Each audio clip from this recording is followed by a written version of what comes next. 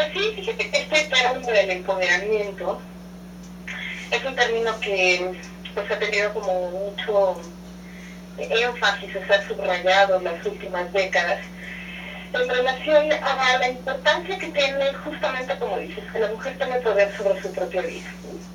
Algunos sociólogos, como Paulo Freire, por ejemplo, Margaret Schuller, que han sido como tenaces teóricos sobre las cuestiones de género, definen el empoderamiento pues como un proceso en el que las mujeres pueden incrementar su capacidad para decidir sus propias vidas, para configurarlas, para de tomar sus propias decisiones con mucho mayor seguridad, ¿no?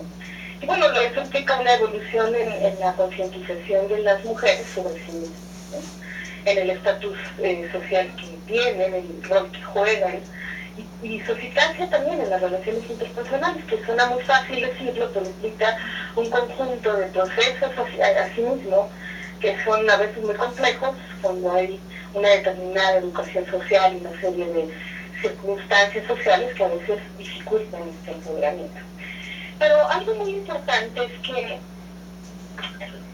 si bien el no empoderamiento, el no tenerlo, tiene mucho que ver con una serie de construcciones sociales y de acciones sociales, también es cierto que en lo individual, cada mujer puede hacer algo muy importante en pro de este empoderamiento, aún cuando estemos en una cultura que pueda implicar remar contra corriente, de repente, ¿no? Porque hay un fenómeno muy interesante. De alguna manera, o de muchas maneras, hay una serie de diferencias con el género femenino, hay una serie de discrepancias en cuanto a la igualdad, a la equidad, etc. Sin embargo, paradójicamente, muchas veces somos las mismas mujeres quienes lo promovemos y lo sostenemos, ¿no? Y de hecho, creamos en buena parte así a otras generaciones, ¿no? Tanto hombres como mujeres.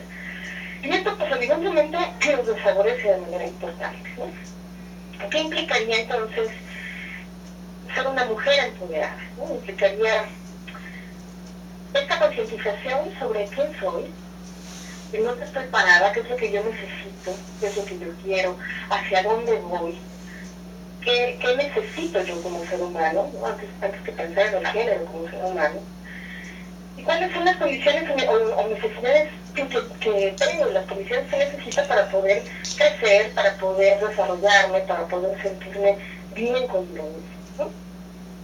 Y bueno, algo que ha permeado esta falta de empoderamiento también en buena parte, además de muchas prácticas sociales, es que hay una educación como muy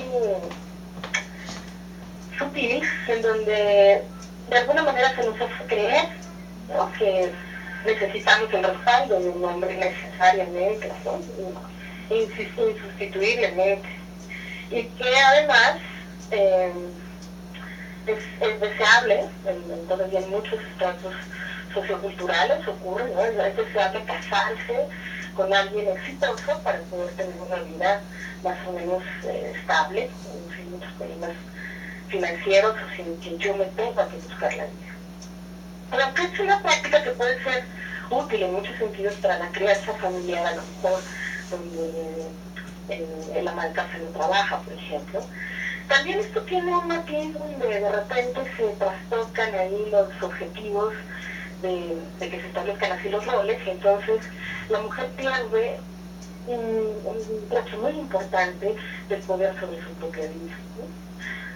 No todo se centra en el dinero, sin embargo, el dinero sí es un factor de poder, ¿no?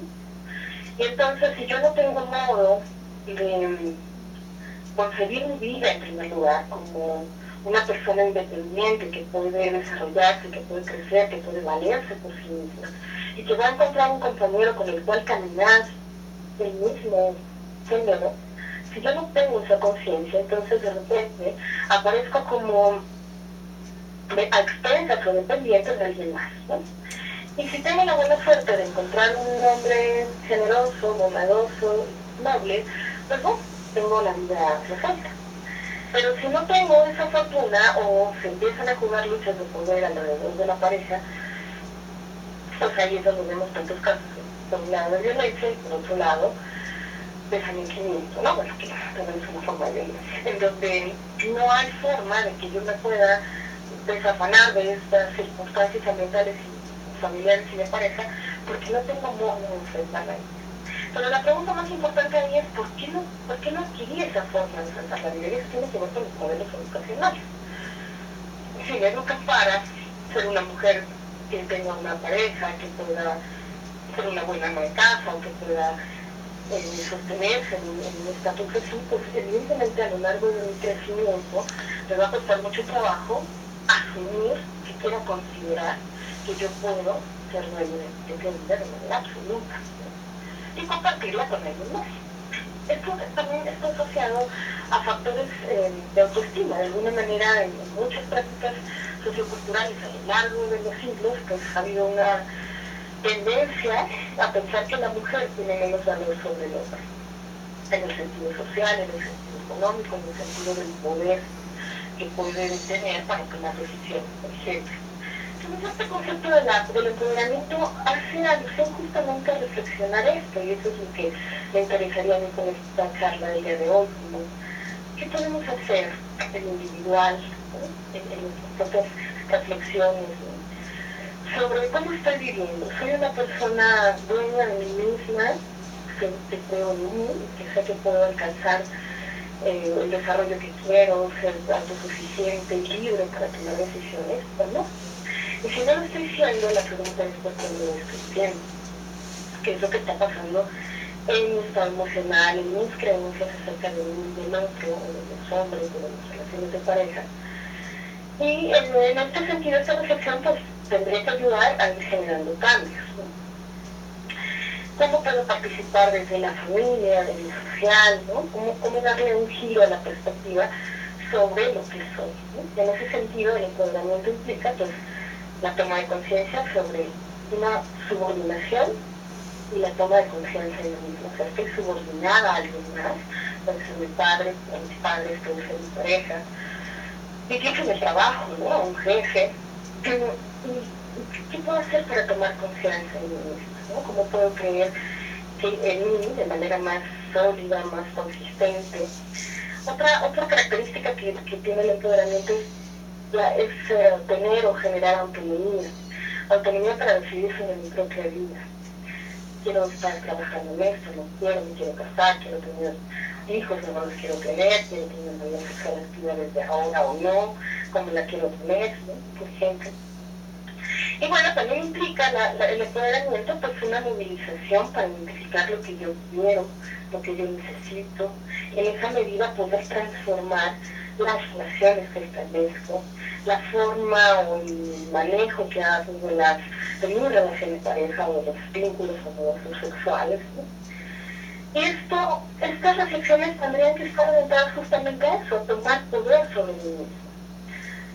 Las mujeres a lo mejor a lo largo de muchos siglos han tenido una especie de una baja autoestima soterrada, donde a veces pensamos que no podemos, ¿no? Ayer vi una película maravillosa que se llama Ojos Grandes, que habla sobre la historia de una pintora norteamericana que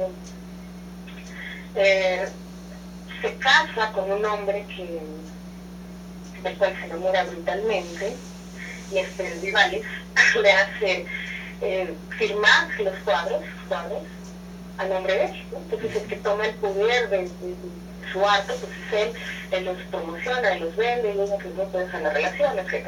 La película es interesante, es un poco larga, no se las voy a contar, pero lo interesante es que yo pensaba, esta historia se sitúa en los 50, con una mujer brillante, muy talentosa, pero que al final no se pudo empoderar, ¿no? Bueno, hasta el final de su vida, sí, donde decide decir la verdad y decir que es ella quien tiene, ¿no? Pero bueno, es interesante ver cómo en diferentes formas, en diferentes contextos, en diferentes estratos, esta historia del no empoderamiento en las mujeres nos permea. Exacto. Y no importa si soy servicio de limpieza, o si soy pintora, o si soy empresaria, siempre puede haber detrás de esto una sensación de necesitamos a alguien más fuerte, y ese más fuerte que creo que es el género masculino, y no importa el precio que a veces haya que pagar por tener ese soporte o ese bastón que creemos que necesitamos, porque nos hace falta creer en nosotras, saber que podemos, y compartir y caminar con el género opuesto, porque tampoco se trata de pelear o de luchar de una manera destructiva. La idea es construir y no destruir, y construir desde adentro para poder construir afuera. Perfecto, mi Claudia, yo creo que esa es la mejor reflexión con la que nos podemos quedar, y yo creo, sobre todo los mexicanos, que tenemos tanta experiencia de que nuestras familias realmente están sustentadas por las mujeres. De pronto la figura paterna está muy desdibujada, y yo creo que es hora ya de que las mujeres mexicanas en lo particular pues puedan entender el gran valor y el gran poder que tienen para que esta sociedad siga funcionando. Claudia, te agradezco mucho tu enlace de este martes. Nos encontramos la semana que entra. Mientras, ¿dónde te localizamos? En mi Twitter, @ct273, mi correo electrónico ct5272@yahoo.com, y en mi consultorio de Médica Sur en la Torre 2, acá en el Distrito Federal. Muchísimas gracias, Claudia. Nos encontramos la semana que entra. Un abrazo. Un abrazo para todos, bonito día. Bonito día, Claudia de Mendieta con sus y comentarios cada martes aquí en Contigo Puebla. Nos vamos, soy Luis Fernando Soto, agradezco mucho el favor de su atención. Denle me gusta a nuestra página en Facebook, Contigo Puebla, y ahí encuentran el podcast con esta emisión, además de los videos con nuestros invitados y colaboradores. Nos encontramos mañana miércoles, quédese con ABC Radio en el 1280 de AM. Buenos días.